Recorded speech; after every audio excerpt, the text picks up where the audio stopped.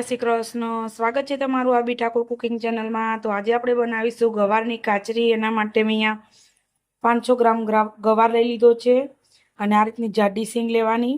કાચરી માટે જે આપણે ગવાર લઈએ આ રીતની જાડી સીંગ હોય એટલે બહુ મસ્ત કાચરી બનતી હોય ગવારની। અહીંયા મેં 2 મોટા લીંબુનો રસ કાઢી લીધો છે, હળદર, મીઠું લીધું છે। આપણે એક કઢાઈમાં હવે બધું સરસ મિક્સ કરી લઈશું।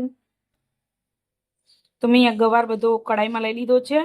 તમે કોઈ પણ પ્લાસ્ટિકનું વાસણ હોય એમાં પણ કરી શકો છો, પણ એલ્યુમિનિયમનું વાસણ નહીં લેવાનું, નહીંતર આપણે મીઠું નાખીએ, લીંબુ નાખીએ એટલે એનો કાટ આવતો હોય, એટલે એ વાતનું ધ્યાન રાખવાનું છે। અને આપણે જે મીઠું ને હળદર લીધું છે એ નાખી દઈશું, લીંબુનો રસ નાખી દઈશું, સરસ હાથની મદદથી આપણે મિક્સ કરી લઈશું। અલગ અલગ જાતની આપણે ઉનાળા આવે એટલે કાચરી આપણે બનાવતા હોઈએ, અથાણા બનાવતા હોઈએ, તો બધી નવી નવી રેસીપીઓ જો તમારે જોવી હોય તો મારી ચેનલ આરબી ઠાકોરને હજી સુધી સબસ્ક્રાઈબ ના કરી હોય તો કરી લેજો, કેમ કે એકદમ સિમ્પલ અને સારી રેસીપીઓ હું નાખું છું મારી ચેનલ ઉપર।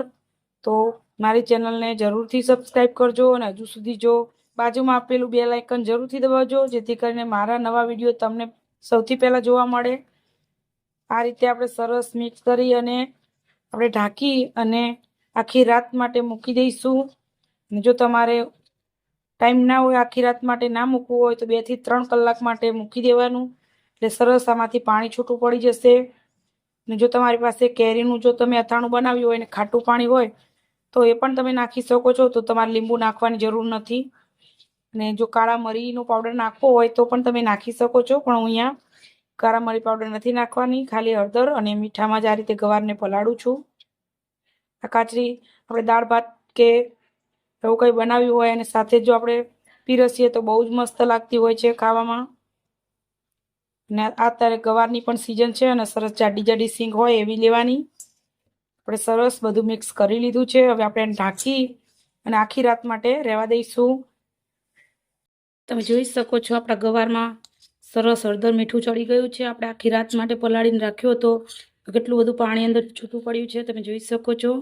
હવે આપણે ગવારને સરસ તડકે સૂકવી દઈશું। અહીંયા મેં ખાટલામાં એક કપડું પાથર્યું છે અને આપણે એના પર અસલ છૂટો છૂટો આ રીતે પાથરી દઈશું, એક એક સીંગ કરી દેવાની આપણે। જો સારો તડકો હોય તો 2 દિવસમાં સુકાઈ જાય, અને બરાબર તડકો ના આવતો હોય તો 3 દિવસ પણ થાય, પણ આપણે એકદમ ખખડે એવો આપણે ગવારને સૂકવી લેવાનો છે। જોઈ શકો છો આપણે બધો ગવાર આ રીતે સરસ છૂટો છૂટો સૂકવી દીધો છે। હવે આપણે આને 2 થી 3 દિવસ લાગશે સરસ સુકાતા, પછી હું તમને તળીને પણ બતાવીશ। આપણો ગવાર સરસ સુકાઈ ગયો છે। મારી ગવારની સીંગ જાડી હતી એટલે 4 દિવસ લાગ્યા છે સુકાતા, પણ એકદમ સરસ સુકાઈ જવો જોઈએ। તમે જોઈ શકો છો આ રીતે આપણે તોડીએ તો તૂટી જાય એટલો સરસ સુકાઈ જવો જોઈએ। આપણો ગવાર સરસ સુકાઈ ગયો છે। ચલો હું તમને તળીને પણ બતાવું। તળવા માટે આપણે કડાઈમાં તેલ ગરમ થવા મૂકી દીધું છે। હવે આપણે એમાં ગવાર નાખીશું, તમે જોઈ શકો છો આ રીતે તરત જ કાઢી લેવાનો। જો બહુ વાર કરીશું તો દાજી જશે, પછી કડવો ટેસ્ટ આપે, એટલે નાખીને તરત જ કાઢી લેવાનો અને તેલ આપણું સરસ ગરમ થવા દેવાનું। તો આપણે બધી ગવારની કાચરીને સરસ તળી લીધી છે, તમે જોઈ શકો છો એકદમ મસ્ત મજાની આપણી ગવારની કાચરી થઈ છે। તમે જોઈ શકો છો કેટલી ક્રિસ્પી છે અને કલર પણ સરસ આવ્યો છે। અહીંયા આપણે લાલ મરચું અને મીઠું થોડુંક ભેગું કરી લીધું છે, તમે જોઈ શકો છો, એ આપણે ઉપર છાંટીશું। વધારે નહીં, થોડું થોડું છાંટીશું, કેમ કે આપણે